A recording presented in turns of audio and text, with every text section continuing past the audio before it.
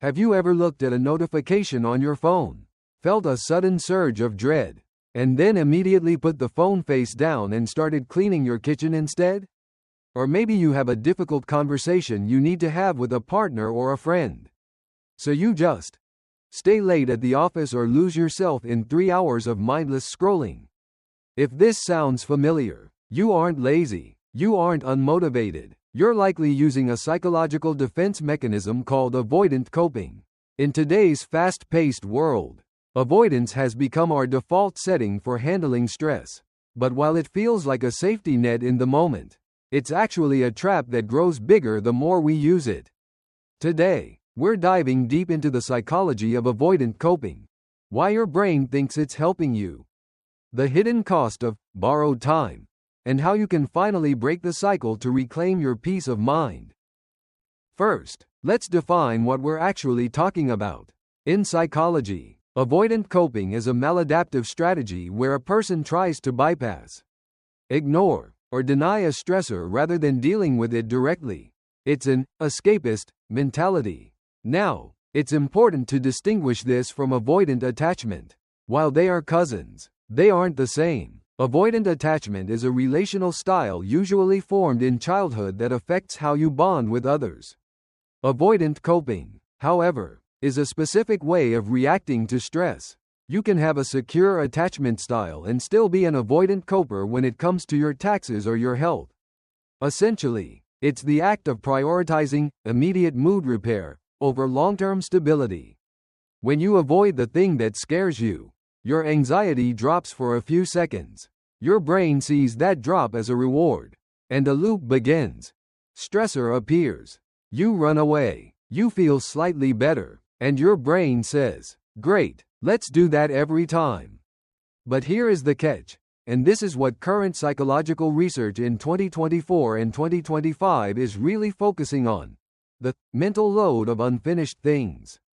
When you avoid a task or a conversation, it doesn't actually disappear. It just moves from your active list to a background process in your brain. Like an app draining your phone's battery in the background.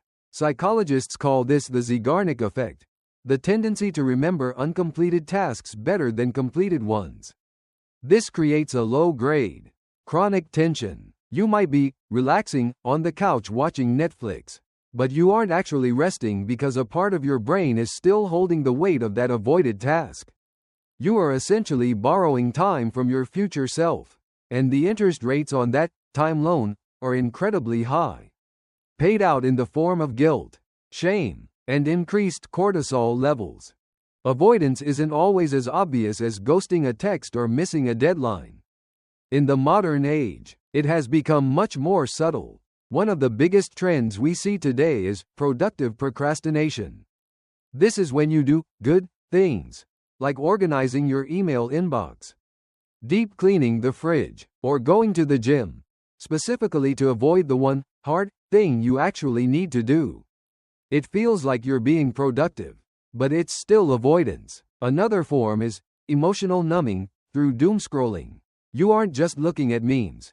You're using the dopamine hits of social media to drown out the signal of your own anxiety. There's also toxic positivity, where you avoid processing a painful emotion by forcing yourself to stay positive or look on the bright side, effectively running away from the reality of your own feelings. Why does our brain do this? Evolutionarily, avoidance made sense. If our ancestors saw a predator, running away was the best coping mechanism available. But today, our predators are usually abstract: a performance review, an awkward social gathering, or a pile of bills. Our amygdala, the brain's alarm system, can't tell the difference between a saber-toothed tiger and a difficult email.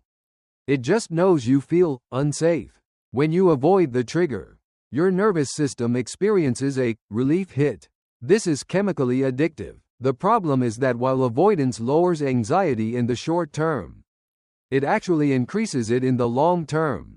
By avoiding, you never learn that you are capable of handling the stressor.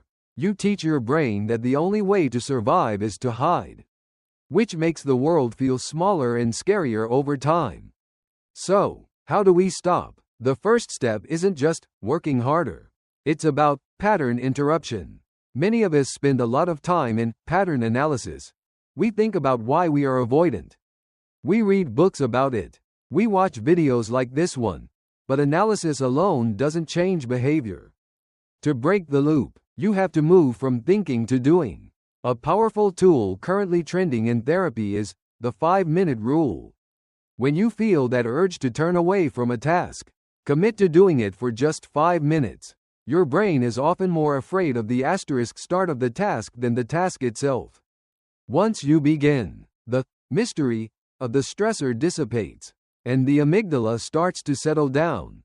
You're proving to your nervous system that you are safe in the midst of the challenge.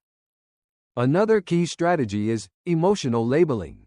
Instead of just feeling a vague sense of dread and opening Instagram, stop and ask yourself, what am I actually afraid of? Is it a fear of failure? A fear of being judged? A fear of feeling incompetent? Research shows that simply naming an emotion can reduce the activity in your amygdala. When you label the fear, you move the experience from the emotional center of your brain to the prefrontal cortex, the logical center. Suddenly, you aren't a victim of your feelings, you're an observer of them. This gives you the breathing room needed to make a choice rather than a reaction. We also have to talk about self-compassion. One of the biggest drivers of avoidant coping is a harsh inner critic.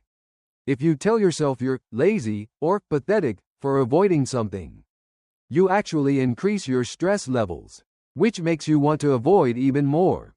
It becomes a self-fulfilling prophecy. Studies have found that people who practice self-compassion are actually less likely to procrastinate because they don't have to fear the emotional fallout of making a mistake. Treat yourself with the same kindness you'd offer a friend. Acknowledge that avoidance is just a misguided attempt by your brain to protect you. Once you take the shame out of the equation, the task in front of you becomes much lighter. As we move toward the end of this discussion, I want to introduce the 90-day rule for neural rewiring. Your brain has spent years building the avoidance highway. It's a well-paved, 6-lane road that's very easy to drive on. Breaking this habit requires building a new road, the approach road.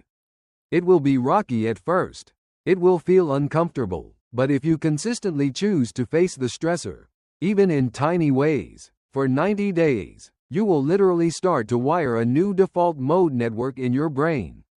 You are teaching your nervous system a new story. I can do hard things. And I am safe while doing them. It's not about never feeling the urge to run away. It's about having the tools to stay even when your brain wants to leave. Breaking free from avoidant coping is a journey of reclaiming your agency. Every time you send that email you've been dreading, every time you sit with a difficult emotion instead of numbing it, and every time you choose direct action over escapism, you are winning. You are clearing that background mental load and giving yourself the gift of true restorative rest. Remember, the future self you are borrowing time from is still you. Be kind to that person. If you found this deep dive helpful, consider subscribing and hitting the notification bell. Don't avoid it. Let's continue the conversation in the comments. What is one thing you've been avoiding lately? And what's one small step you can take toward it today? I'm looking forward to hearing your stories. Thanks for watching, and I'll see you in the next video.